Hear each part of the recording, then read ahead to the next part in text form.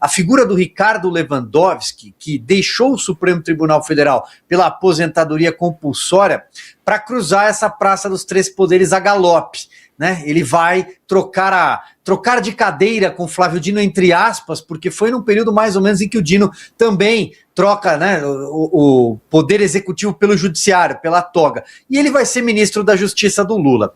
Mas é importante a gente lembrar que o Ricardo Lewandowski tem ótimos contatos e contratos. Porque não só, vejam vocês, como o ministro da Justiça recebeu 5 milhões de reais do caso Banco Master, mas muita gente se esquece também que o Lewandowski, quando se aposentou, menos de uma semana depois de se aposentar do STF, ele já estava advogando para a JF, para a holding, num processo bilionário que envolvia, era uma causa de 15 bilhões de reais, envolvendo a Eldorado Celulose e a Paper Excellence, né? Era uma mega planta em Mato Grosso do Sul, salvo engano, uma causa, repito, de 15 bilhões, e o Lewandowski já estava advogando para a JF, para a JBS, ou seja, os irmãos Batista, o ministro que acabara de deixar o STF, advogando para uma empresa que tinha interesses no STF. E depois virou ministro da Justiça do Lula. E nesse meio tempo, como a gente acabou de dizer, o Flávio Dino atravessa a praça também e passa a exercer uma função de toga. Eu ia misturar política aqui, mas eu acho que eles continuam fazendo política de toga. Mas é para ver como o Ricardo Lewandowski sequer, ele não fica não há nem rubor, né? O Ricardo Lewandowski, ele continua atuando, tanto faz se ele é ministro do Supremo, se ele é ministro da Justiça do Lula, ou ele exerce a advocacia por meio ali, talvez, dos filhos que tocam o escritório, mas tanto faz. Há uma confusão, uma promiscuidade generalizada, e é por isso que o Brasil está do jeito que está. E aparentemente não é o único, né? Porque outros ministros também fazem isso. Mas no caso, utilizando escritórios que têm as esposas como talvez liderando o escritório ou liderando as negociações, para talvez seja uma forma de colocar de forma mais didática. Perfeito, Silvio. E aí a gente entende, né? Eu fiquei pensando aqui, quando o Lewandowski pediu para sair por motivos pessoais. Né? Lembra quando ele pediu para sair do Ministério da Justiça alegando motivos pessoais? Na verdade, ele já devia estar sabendo, deviam ter já falado no ouvido dele que a bomba ia estourar no colo dele, e ele já se preparou, né, para poder se blindar, tentar se blindar aí. Então agora a bomba estourou, e aí a gente começa a entender um pouco do bastidor dessa saída do Lewandowski. Só para lembrar um pouco de Lewandowski, né, é aquele ministro do Supremo que assumiu o MJ com as pautas, todas as agendas do PT, do lulopetismo, que chega em âmbito de eleição, eles começam a tentar maquiar uma preocupação com segurança pública. Mas quando a gente sabe, o ministro Lewandowski no STF foi aquele que começou com a audiência de custódia. Aquela audiência de custódia que libera o vagabundo rapidamente e que o policial fica se explicando do porquê que prendeu o criminoso. Então, todas as agendas de desencarceramento, benevolência com liberação de drogas, desencarceramento, desarmamento da população civil, essas são agendas do Lewandowski. Lewandowski apresentou essa PEC da segurança pública, que está em tramitação no Congresso Nacional, do PT, que nada mais é para concentrar todo o poder sobre todas as polícias, polícia estadual, que é a polícia militar, a polícia civil, e ainda as guardas municipais, os bombeiros militares, tudo concentrar com um poder maior para o governo federal. Então, imagine essas agendas dessas pessoas. Então, como ele não conseguiu aprovar nada, que nós fomos realmente resilientes contra essas pautas, e agora chegando esses escândalos, que estão sendo, inclusive, avisados pela polícia, que vem muito mais, ele pediu para sair, tocou o sino. É triste ver o Brasil na mão de tão poucos, né? Porque uma das coisas que o Banco Master está mostrando é a lista. Eu vou chamar de lista da propina, porque eu não consigo imaginar aquilo ali como um contrato normal, né? Mas aqui quem está falando sou eu. Mas essa lista suja, essa lista de esgoto, ela está aumentando, né? Todo dia tem um nome a mais, todo dia tem um advogado a mais, todo dia tem alguém do judiciário a mais, todo dia tem uma imprensa que parece que está no bolso dos caras. mas você percebe que são sempre os mesmos ali, né? Sempre os mesmos players, os mesmos grupos, né, de poder. E é um pequeno grupo de poder. Isso é que assusta. Nós somos um país de 213 milhões de habitantes. Os Estados Unidos têm pouco mais de 300. Nós somos um dos países mais populosos do planeta. Somos uma das maiores economias do mundo. Já chegamos a ser uma das 10 maiores economias do planeta.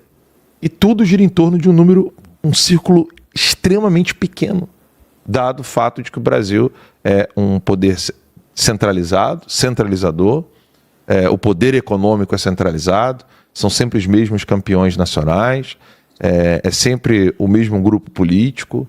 O período Bolsonaro ali foi um soluço que o sistema deu, mas rapidamente já fez questão de expurgar. E, infelizmente, a gente percebe que existe o Brasil do mundo real, aquele quando você sai de casa, vai comprar um pão, vai visitar, vai dar um bom dia para alguém que está do outro lado da rua, vai dar um oi para a mãe da coleguinha da sua filha na escola. E existe o mundo de Brasília, um mundo onde a política tem pouquíssimos caciques e eles mandam em tudo, até na esquina da sua casa.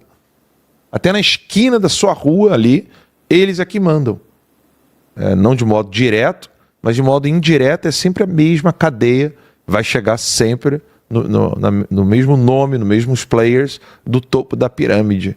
É lamentável perceber isso, porque desmontar esse imbróglio demora, não é anos não, tá? São séculos, pelo menos um século no mínimo, para você desmontar essa infraestrutura de poder que existe no Brasil desde antes da República. E aí, quando a gente olha esse problema, até para entendê-lo é complexo. Explicar para alguém nos Estados Unidos, Silvio, Ramagem e Max, explicar para alguém nos Estados Unidos que o secretário do DOJ, por exemplo, o secretário do Departamento de Justiça, está envolvido com financiamento de um banco que está sob investigação, inconcebível. Seria motivo suficiente para zerar o negócio, zerar o sistema. É impressionante como que isso acontece no Brasil. Nada mais é escândalo.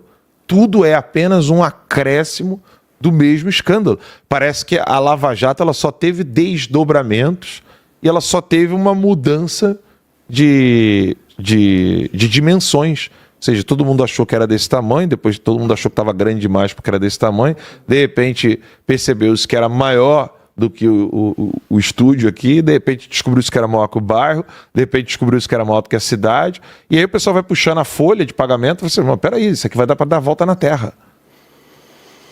Isso, Alan, é a completa quebra da moralidade. A moralidade como um princípio filosófico, um princípio esculpido na Constituição. Isso foi, ao longo do tempo, sendo quebrado no Brasil. Quando a gente sempre fala dos controles constitucionais, dos freios e contrapesos, a gente sabe do papel da imprensa quanto a isso tudo.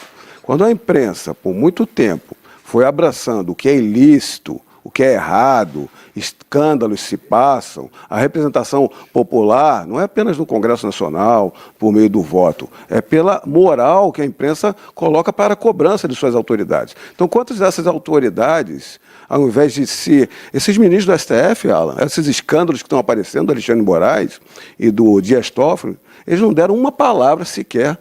O Alexandre de Moraes não falou uma palavra sobre esse contrato de 129 milhões de reais. O Toffoli não está falando uma palavra e ele está ainda na dessas investigações.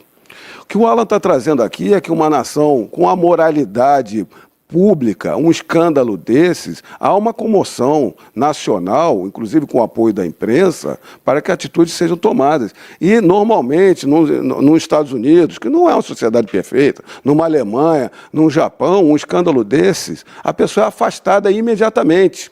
Afastada para explicações e para investigações. No Brasil é diferente. A pessoa se agarra na cadeira, se agarra no poder. A gente já viu isso, inclusive, no Senado Federal, aquelas grandes investigações em cima do Renan Calheiros, ele se agarrava no poder. E agora no STF. O STF está se blindando e conseguiu isso pela falta dos controles constitucionais do Senado Federal, da PGR e ainda da imprensa. Se blinda no poder, São 3 ministros que estão lutando agora pelo Dias Toffoli. Quem são eles? Gilmar Mendes, Alexandre Moraes, o próprio Dias Toffoli se segurando ali para não julgar uma ação devidamente imparcial, mas para controlar essa ação e para tentar se desfazer e para que o assunto acabe. Mas parece que ele não vai acabar, não. Parece que a gente está tendo por isso que nós precisamos de umas redes sociais livres. E ainda, se pudéssemos ter uma imprensa demonstrando o que verdadeiramente se passa em Brasília, o Brasil seguiria rumos diferentes.